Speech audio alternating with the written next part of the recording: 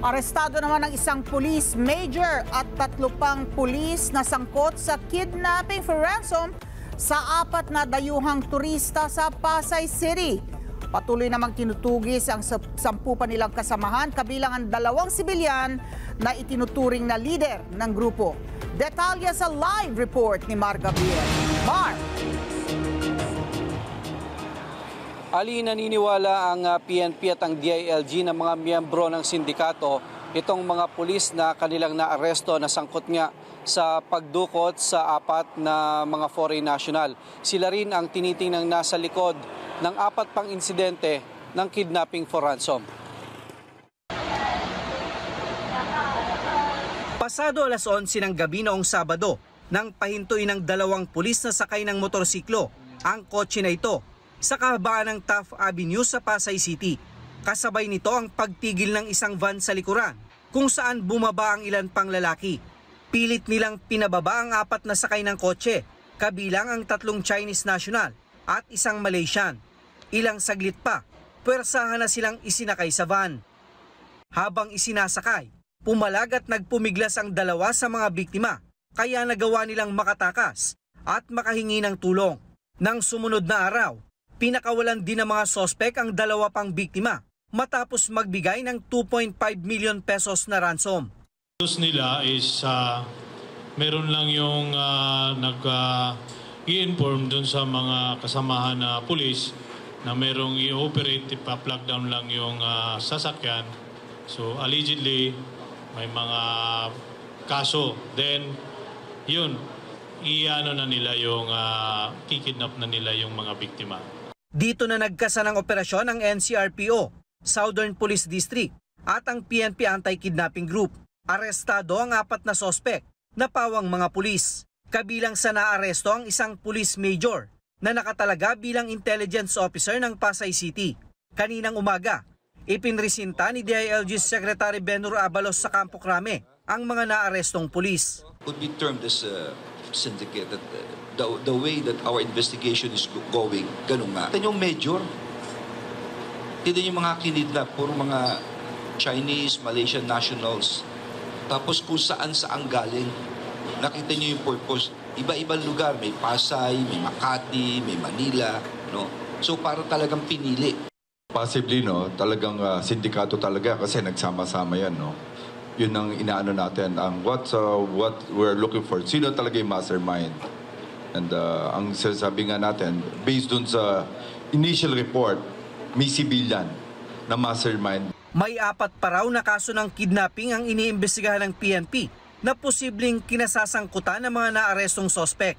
Patuloy namang tinutugis ang nasa 10 sibilyan na kasabwat nila, kabilang na ang tumatayong leader ng grupo.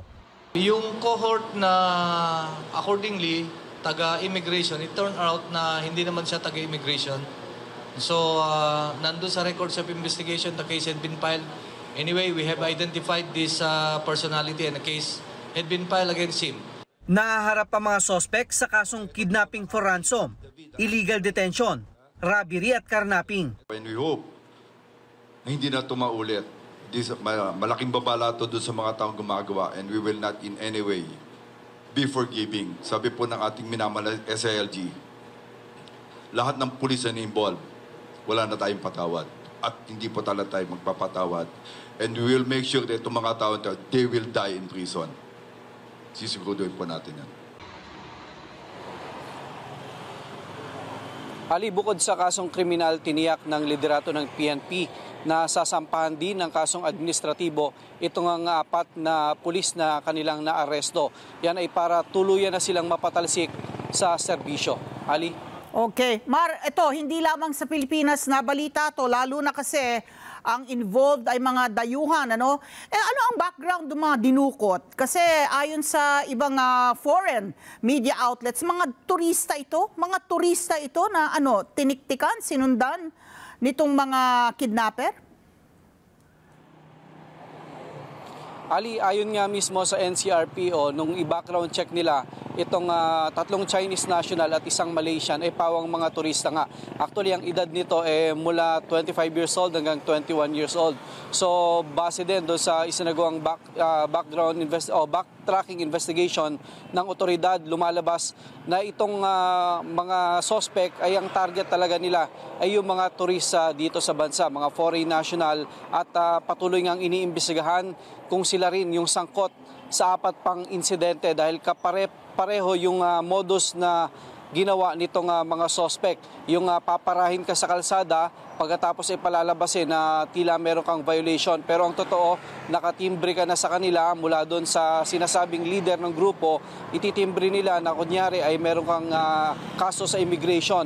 At pagkatapos ay ipoposas kanila at isasakay sa kanilang getaway vehicle at dadalhin kanila sa isang safe house hanggang makapanghingi nga ng ransom. Ito yung naging modus, kaya sa ngayon patuloy yung investigasyon kung talagang ito bang grupo na ito yung sangkot din sa 4 pang insidente ng kidnapping for ransom. Oo, Mar, nagkaroon ba ng pag-amin o pagtanggi itong mga nasa kustodiya na ng mga pulis na ito?